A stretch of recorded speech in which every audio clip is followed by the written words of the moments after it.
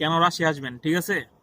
আপনার দেশে সর্বোচ্চ কত কামাই দেন? 30,000। এনে আসলে সর্বনিম্ন 50,000 কামাইতে পারবেন, ঠিক আছে? হ্যালো গাইস, আজকে কথা বলবো আরেকটা বিষয়।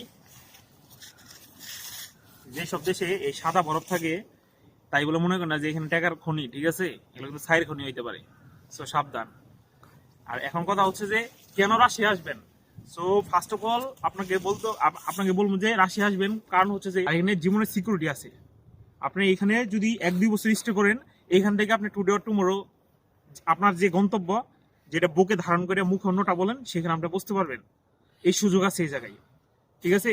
আর ভাই অনেকেই বলেন যে ভাই আমি কোন ইউনিভার্সিটিতে আসবো, কোন শহরে আসবো, এবং আমার ইউনিভার্সিটি টিউশন ফি কত। রিল্যাক্স, বলতেছি। আপনার ইউনিভার্সিটি চয়েস করার ক্ষেত্রে ফার্স্ট অফ অল খেলবেন সে জায়গায় জব সেক্টরটা কেমন, ঠিক আছে? আর একটা বিষয় ইনফরমেশন দিয়ে দেই যে রাশিয়া প্রত্যেকটা শহরই আপনার জন্য ভালো, কোনো শহরই খারাপ না ভাই, সব শহরই বেস্ট।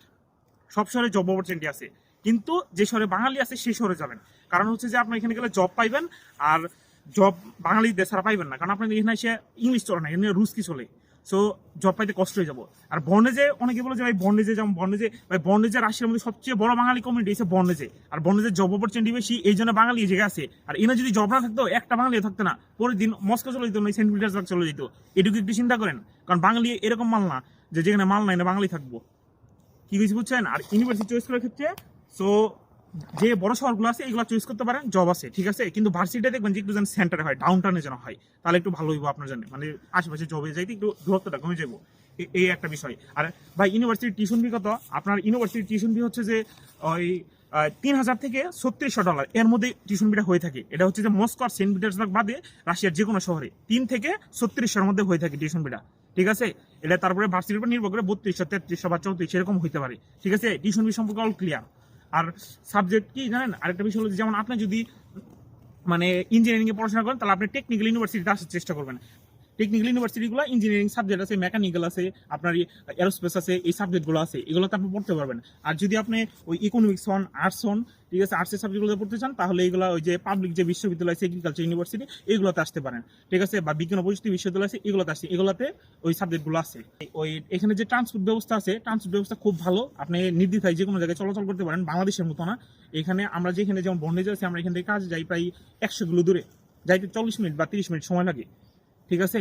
আর এখানে 12 ঘন্টার নিচে কোনো কাজই নাই ভাই, ঠিক আছে? ওয়ার্ক পারমিট নিয়ে একটা ভিডিও দিয়েছিলাম। আর স্টুডেন্টরা কি জব করে এখানে ভাই? স্টুডেন্ট একমাত্র জব করে হচ্ছে যে আপনার জবগুলো করে। এখানে 12 ঘন্টার নিচে কোনো কাজ নাই, কোনো পার্ট টাইম জব নাই। স্টুডেন্টরা সব ফুল টাইম জব করে, বিশেষ করে রাতে কাজ করে। কারণ আপনার দিনের বেলা ভার্সিটি ক্লাস থাকবো, ক্লাস ছাড়া আপনার ক্লাস করতেই হবে, ক্লাস ছাড়া আপনি চলতে পারবেন না, ঠিক আছে? নাহলে আপনার দেশে পাঠাই দিব। সো দিনে ক্লাস করবেন আর রাতে কাজ করবেন, 12 ঘন্টার নিচে কোনো কাজ নাই। আর কাজ করবেন মাসে 15 দিন, ঠিক আছে? একদিন করবেন, একদিন গ্যাপ দিবেন, একদিন করবেন, একদিন গ্যাপ দিবেন, ঠিক আছে? এইভাবে কাজ করতে হয়। কারণ 15 দিন কাজ করলেও আপনি মনে করলেন যে মাসে 60,000 টাকা কামাইতে পারবেন। কারণ 3,000 করে, 3,000 রুবেল করে দিল, 3-15 45,000 রুবেল, যা বাংলা টাকায় প্রায় 60,000 টাকার কাছাকাছি, ঠিক আছে? সো হিসাবে আর যদি 20 দিন কাজ করেন, 3-20 60, মানে 60,000 রুবেল, তো 60,000 রুবেল বাংলা টাকায় 80,000 টাকার কাছাকাছি। সো একটু চিন্তা করবেন, কিন্তু ভাই পরিশ্রম করতে হবে ভাই, হার্ড পরিশ্রম করতে হবে। যেমন আপনার রাতে কাজ করবেন, আবার এসে দিনের বেলা ক্লাসে যাইতে হবে, যেটা অনেক ডিফিকাল্ট। মানে এখন মনে হইতেছে ভাই শরীরে এনার্জি আছে, হর্ন করতে পারেন, সব করতে পারেন। 3 দিন করার পরে আপনার খুঁজ পাওয়া যাবে না, ঠিক আছে? 3 দিন 2 দিন মরার মতো ঘুম পারবেন, ঠিক আছে? সো একটু সাবধান হয়ে থাকেন, ঠিক আছে? এরকম কত বডি বিল্ডার আসলো, শক্তিশালী লোক আসলো, এখানে রাশিয়া এসে সব মাইতে যায়, ঠিক আছে? কাজে যাওয়ার পর না 2-3 দিন ভরপুর মারে, 3 দিন ঘুমায় না, আর খুঁজ পাওয়া যায় না, টানা 24 ঘন্টা ঘুম পারে। আর ঘুমের মধ্যে এরকম মানে ব্যথা হয়, যে একটা শব্দ আছে না, এরকম মানে আওয়াজ করে। কারণ তাহলে চিন্তা করেন, ঠিক আছে? আমি যেটা বলবো ভাই বাস্তব কথা, ঠিক আছে? এর মতো করে আর কেউ বলবো না ভাই, আমার মতো করে আর কেউ বলবো না আপনাদের। সো এটা হচ্ছে একদম হালাল এবং কি লিগেল কথা। সো চিন্তা করবেন আপনি। আর ইনকাম হচ্ছে যে যেমন মস্কো আর সেন্ট পিটার্সবার্গ, ভাই একটা জিনিস, ফাদার ইজ ফাদার, বাপ কিন্তু বাপের জায়গায় থাকে, বাপের জায়গায় অন্য কেউ যেতে পারে না। মস্কো হচ্ছে রাজধানী, আর ওদের সেন্ট পিটার্সবার্গ হচ্ছে রাশিয়ার বাণিজ্যিক শহর, ঠিক আছে? এই দুইটা তো টপ প্লেস। সো এইখানের বিষয় আলাদা। এখানে আপনার বেতন হচ্ছে যে 5,000 বা 6,000 বা 7,000 রুবেল হয়ে থাকে। এখানে সর্বনিম্ন 4-5-এর নিচে কোনো বেতন নাই মস্কো সেন্ট পিটার্সবার্গে। আর আপনি যদি রাশিয়ার আদার্স যে সিটিগুলো আছে ওগুলোতে যেতে চান, ওগুলোতে যেতে চাইলে আপনার 4,000 বা 4500 রুবেল বা এরকম বেতন আসবে, ঠিক আছে? মানে আর কি ধরে রাখবেন রাশিয়ার যে কোনো শহরেই 3500 নিচে কোনো বেতন নাই, ঠিক আছে? আর যদি অনেকেই বলে যে ভাই আমি তো 2800 বেতন পাই, 2800 কি জানেন? সিন্ডিকেট। যেমন আমি এক বাঙালি, আমি একটা কাজ দিচ্ছি, এখানে 3-4-10টা লোক নিয়ে যাবো, ওইখান থেকে আমি মাথা বিছে 300-400 করে খাইমু, 500 করে খাইমু, ওইখানে সিন্ডিকেট মারি দেয়, ঠিক আছে? বুঝছেন কি কইছি? সো ডিরেক্ট যদি আপনি ঢুকেন 3500 নিচে কোনো বেতন নাই ভাই, ঠিক আছে? সো একদম লিগাল সাব প্রত্যেকটা শহরে 35 বেতনে আপনার কাজ করতে পারবেন, ধার্চে কাজ করতে পারবেন, পড়াশোনা করতে পারবেন, সব ঠিকঠাক আছে।